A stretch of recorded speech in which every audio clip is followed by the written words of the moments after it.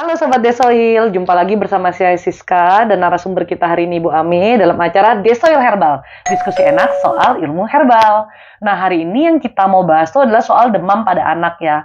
Jadi demam pada anak nih kayaknya sudah biasa banget kita dengar, tapi ini sesuatu yang nggak boleh diremehkan karena banyak banget anak demam jadi step dan ternyata banyak juga efek-efek lainnya Bu ya ketika anak itu demam gitu. Nah gimana sih kalau dari sisi herbal penanganannya seperti apa? Kenapa kita bahas dari sisi herbal? Ya, karena ada sisi medis dan sisi herbal. Jadi ibu-ibu bisa memilih nih mau kasih anak yang mana. Nah, sebelum kita menjelaskan lebih jauh, kita kenalan dulu deh sama Ibu Ami. Nah, Bu Ami, Ibu ini kan seorang healing terapi ya Iya. dalam dunia herbal juga. Dan kalau boleh tahu udah berapa lama sih Ibu sebagai healer gitu, sebagai terapis? Saya fokus di dunia untuk healing terapi itu fokusnya dari tahun 2013 sampai dengan sekarang. Berarti udah hampir 10 tahun ya Bu Iya. ya? Wah luar biasa banget ya. Kalau dalam 10 tahun ini Bu, pasien-pasien yang ditangani itu kurang lebih kebanyakan sakitnya seperti apa dan cara penanganannya Ibu tuh seperti apa sih? Kalau untuk sakit banyak sekali macamnya ya sis ya.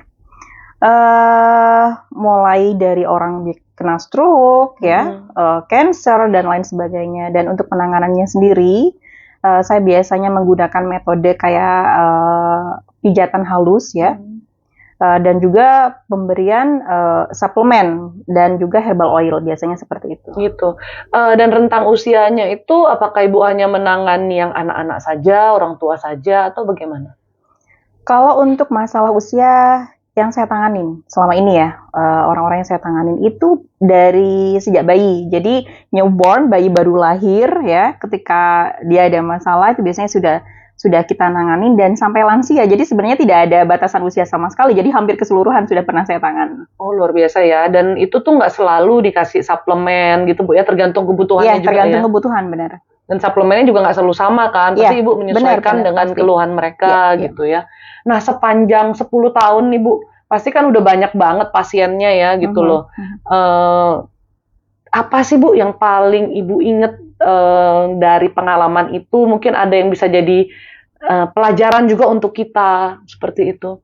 Oke, kasus yang paling saya ingat karena kita kali ini membahas masalah pada anak ya, demam pada anak. Kasus yang pernah saya temuin itu saya punya pasien, saya pernah nanganin anak usia kurang lebih 3 tahun. Jadi dia tidak bisa jalan, jangankan jalan ya, dia berdiri saja takut gitu. Jadi kaki itu biasanya jinjit, dia pegangan tuh secara perlahan gitu, tapi tetap aja jinjit. Itu sebelum saya tanganin. Terus setelah saya tangani, saya bilang waktu itu hari pertama saya tanganin, saya bilang bahwa biasanya karena saya sentuh seluruh tubuhnya, itu seperti kayak butiran pasir. Jadi kayak kasar gitu di dalam.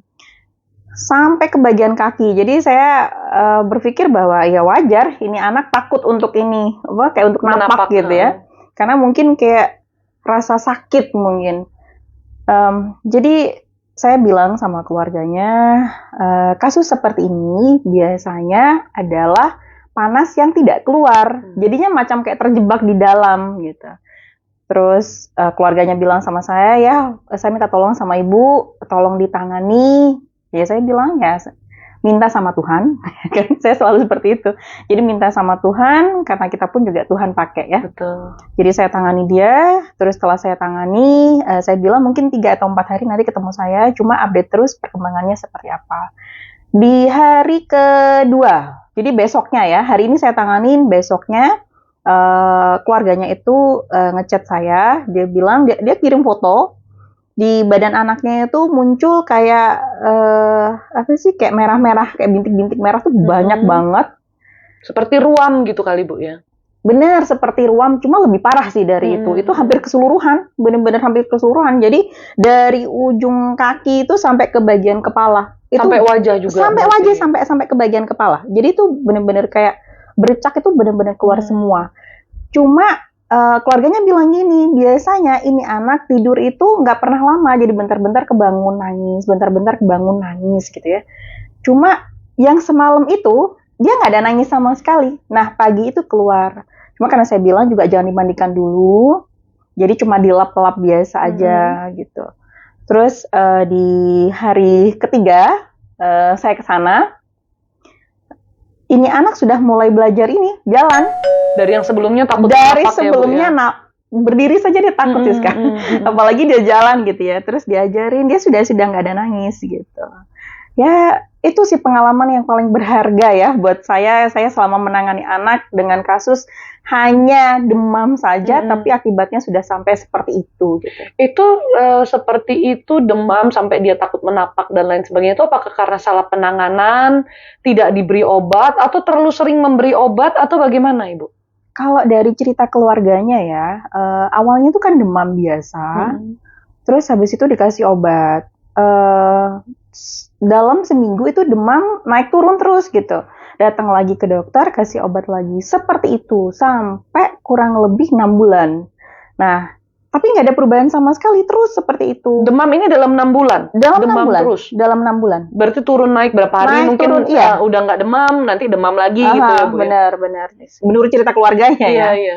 Jadi seperti itu. Sampai pada akhirnya keluarganya memutuskan, coba deh bawa ke Balian. Kalau orang Bali kayak apa ya, dukun, mungkin ya kayak seperti itu dukun ya. lah, Mungkin karena kita ya. di Bali kebanyakan percaya kalau seperti itu mungkin udah something yang lainnya. Jadi dibawalah ya ke beberapa pula gitu, bukan cuma satu, ke beberapa dengan ya berbagai macam inilah ya, macam kayak tidak ada sangkut pautnya dengan medis, tapi hal yang lain justru kayak ambigu juga jadinya ke keluarga gitu ya. Jadi ya saya bilang bahwa ini pure medis. Jadi ini anak memang ada demam. Sepengalaman saya ya, selama saya terapi orang itu, ini seperti panas yang memang masih belum keluar. Terus saya tanya juga, ada nggak sih kayak obat herbal juga yang diberikan? Ternyata juga ada gitu.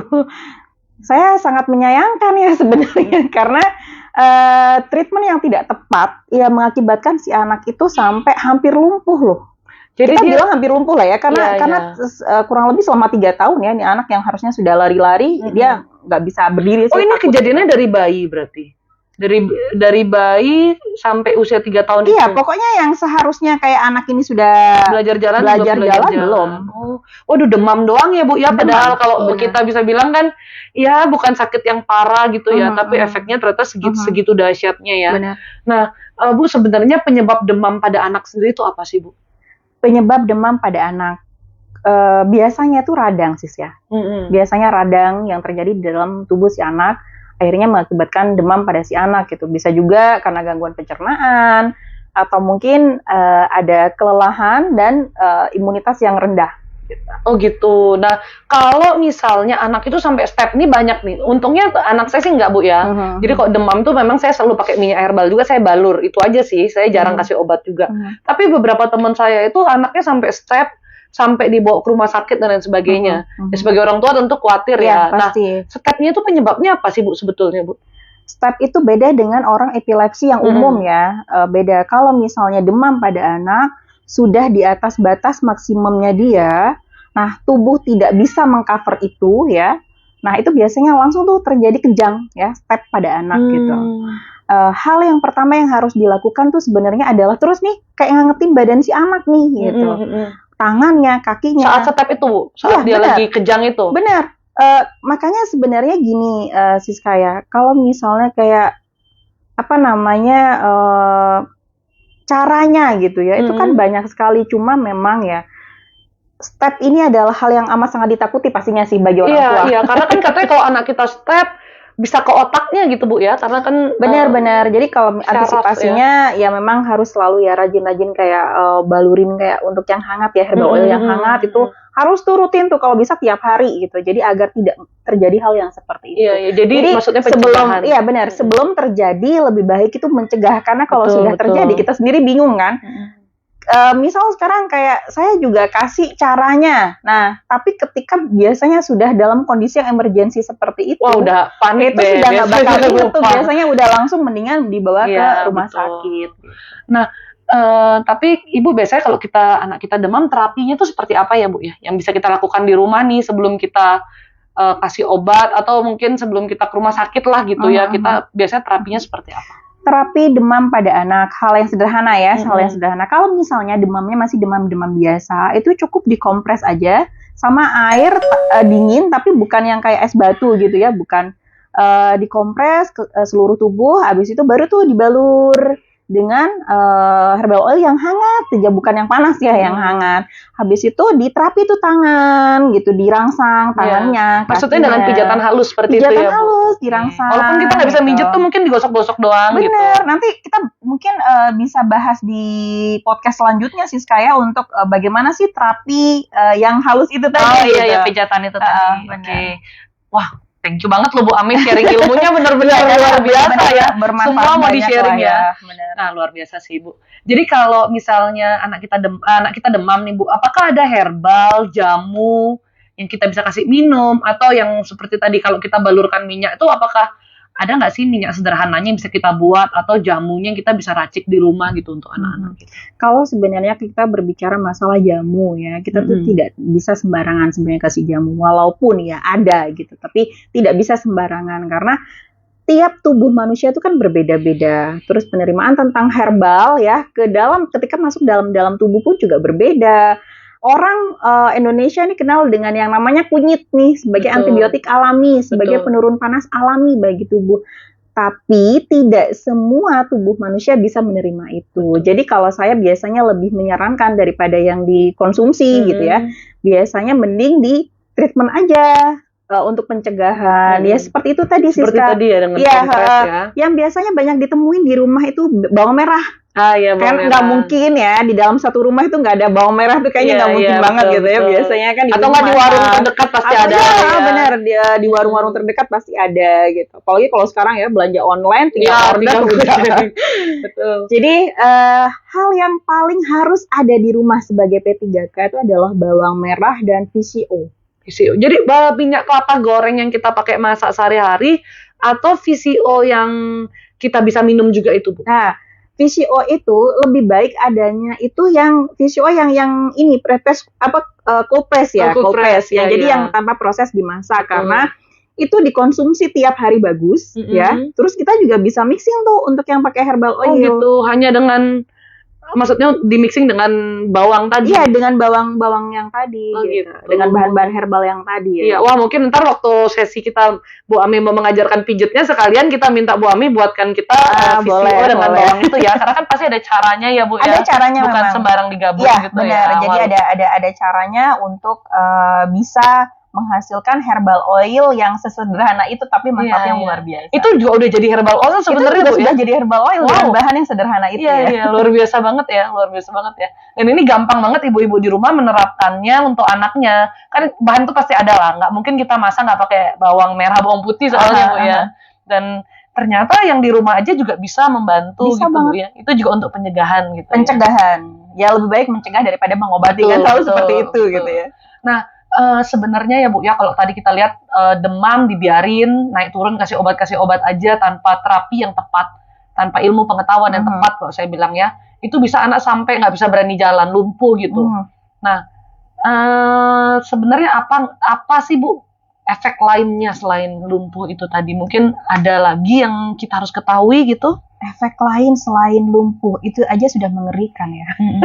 Itu sudah yang paling fatal banget sebenarnya. Karena ketika sudah ada syaraf yang sampai kayak orang tuh lumpuh, berarti ke motorik otak pun itu kan pasti akan ada pengaruh banget gitu. Penglihatan yang biasanya itu tidak lagi begitu jelas. Terus cara bicara anak yang seharusnya normal nih, kayak kita bicara begini, biasanya sudah mulai pelan. Ya karena sistem gangguan syaraf. Jadi hal yang demam loh ya, dalam demam aja gitu, yang biasanya orang menyepelekan sekali ya. Udah demam biasa aja. Enggak, demam itu tidak biasa kalau kamu nanganinnya nggak tepat, itu jadinya tuh nggak biasa. Betul. Seperti itu. Jadi harus tepat sih penanganan untuk masalah demam ini, walaupun yang kayak banyak orang, udah nggak apa-apa demam aja. Tolong ya, kesehatan itu, saya selalu begini. Kesehatan itu selalu menjadi hal yang utama dalam hidup kita. Betul. Iya kan? Kalau kita tidak sehat, bagaimana kita melanjutkan hidup berikutnya gitu. Betul. Jadi harus diperhatikan sekali gitu untuk masalah kesehatan, terutama pada anak-anak kita ya. Nah, tadi tuh kan Ibu Ami udah bilang ya, salah satu penyebab demam juga kalau anak-anak main jatuh gitu ya. Nah, itu kenapa sih Bu bisa kayak gitu? Ya, soalnya kita, apalagi anak saya laki ya Bu, jadi kalau main jatuh gitu kan kita khawatir gitu. Nah, penyebabnya tuh apa sih Bu sebenarnya? Kenapa kalau jatuh aja bisa jadi demam gitu? Saya kasih ini Siska ya. Demam yang diakibatkan oleh jatuh dan terjadi masalah dalam tubuh anak, atau demam yang memang tanpa jatuh. Saya kasih tipsnya ya, biasanya kalau misalnya demam yang sampai terjadi sesuatu sama badan si anak ini, cek aja tulang ekornya. Kalau tulang ekornya dia hangat ya, hangatnya tidak biasa gitu, itu biasanya ada sesuatu nih sama tubuh si anak. Entah mungkin karena main, lompat-lompat gitu. Kan tidak selalu jatuh, kadang anak-anak lompat-lompat, ya kan? Betul. Atau kadang saling dorong, habis itu kayak jatuh duduk, itu sering banget kayak begitu. Betul. Tapi kalau misalnya kayak demam biasa, itu di bawah ketiak itu, nah itu dicek aja di bawah ketiak. Kalau misalnya panasnya juga tidak seperti kayak panas normal, ya berarti memang ada peradangan di dalam tubuh. Jadi itu membedakan ya, hal yang paling sederhana banget yang tidak banyak orang ketahui, tapi itu penting banget. Nah, seringkali orang tuh pikir demam sama aja gitu. Tapi kalau ternyata jatuh itu berhubungannya sama syaraf kali Bu ya. Makanya ngeceknya di tulang ekor belakang gitu. Tulang ekor itu penting banget. Iya sih, bener sih. Wah, bener-bener ya, kita kalau punya anak, pengetahuannya tentang penyakit yang basic-basic aja tuh mesti diperdalam banget ya Bu ya. Untuk masalah yang kayak tulang ekor, nanti Siska benar-benar nanti kita bahas mungkin step by step ya, untuk permasalahan syaraf, terus nanti mengakibatkan seperti apa ya setelah untuk yang pembahasan demam ini. Iya. Nah Bu, untuk pencegahannya sendiri nih, sebelum anaknya demam tadi tuh, jangan sampai kita udah demam baru kita panik. Kalau sebelum tadi kan mungkin harus kita rajin balur ya dengan minyak herbal yang hangat gitu. Selain itu ada lagi nggak sih Bu pencegahannya? Buat mami-mami muda biar tahu semua nih, ibu-ibu muda. Untuk yang dikonsumsi atau yang dibalur? Dikonsumsi dan dibalur. Karena kan tadi juga ada dari peradangan. Otomatis kok peradangan mungkin dari makanan juga termasuk ya? Iya, benar. Makanan sebenarnya ini kalau kita ngomong masalah makanan tidak hanya pada anak-anak ya, yang dewasa pun sama. Jadi makanan tidak baik dikonsumsi dalam kondisi panas, ya. Tidak baik juga dikonsumsi dalam kondisi dingin sekali, gitu. Misal dari lemari es, habis itu, kita biasanya kan sering-sering kasih makan es krim sama anak, habis itu karena kebanyakan makan es krim radang, ya kan? Betul. Terus habis itu konsumsi makanan panas, terus anak nanti juga radang. Jadi sebenarnya di suhu ruang itu lebih bagus ya untuk masalah makanan.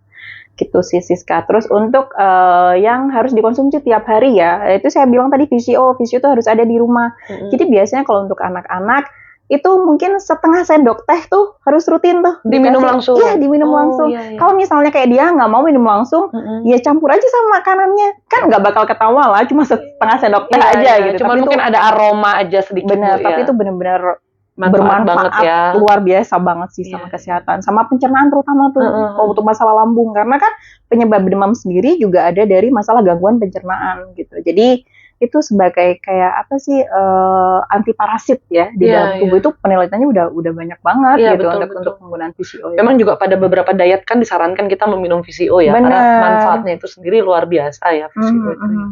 Jadi mungkin minyak herbalnya juga tetap bisa dibalurkan ya, minyak yang sederhana dibuat tadi pun tetap bisa digunakan ya. Mungkin setelah mandi gitu Bu ya, setelah mandi dibalurin juga. Iya benar, setelah mandi. Jadi kalau misalnya ya pada anak-anak nih usia-usia yang kayak dari bayi sampai balita, itu baiknya di bagian telapak kaki itu penting loh Siska ya. Jadi itu dibalurkan herbal oil seperti yang contoh sederhana yang tadi saya kasih tahu ya. VCO dengan bawang merah itu tadi. Itu dibalurkan, habis itu langsung tuh dipakein kaos kaki aja. Itu besok pagi dia bangun, dia fresh. Gitu. Hal yang sederhana loh padahal ya. Gitu. Jadi pencegahan itu sebenarnya banyak banget. Cuma kitanya yang jarang tahu tuh untuk hal-hal itu. Apalagi kalau ibu-ibu muda ini kan kebanyakan mungkin edukasinya taunya secara medis ya. Jadi ya kalau sakit minum obat gitu kan solusinya. Ternyata ada pencegahan sebelumnya. Ada pencegahannya sebenarnya. Oh, dan saya juga baru tahu sih makanan panas-panas itu ternyata nggak begitu baik. Kita mesti tunggu suhu ruang. Mungkin setelah kita preparing makanan anak-anak 10-15 menit lah ya baru kita bisa kasih makan ke anak-anak kita. Benar. Wah, luar biasa Luar banget ya, biasa Bu. banget sih Ternyata sebenarnya. dari demam aja tuh pembahasannya banyak banget ya, panjang kemana-mana. banget. Dan ini jadi suatu ilmu pengetahuan banget buat teman-teman di rumah. Kita mau terima kasih sama Bu Ame udah mau sharing ilmunya di podcast hari ini, dan tadi udah janji ya teman-teman ya mau ngasih tahu cara bikin minyak herbal sederhana dari VCO dan bawang Caranya seperti merah. apa ya? Ya, caranya dan cara terapi untuk anak demamnya dibalurnya seperti apa sih gitu. Nah, tapi untuk podcast kali ini kita sudahi dulu di sini. Nanti untuk podcast berikutnya ditunggu ya. Pasti akan ada materi-materi yang lebih menarik lagi dengan cara-cara membuat minyak herbal yang atau bahan-bahan herbal jamu-jamu lainnya tuh yang memang berguna banget untuk di rumah. Bukan cuma buat anak kita ya, tapi untuk orang dewasa. Dan kita akan bahas semua, kita kupas tuntas dalam Desoil Herbal. Diskusi enak soal ilmu herbal. Bye-bye!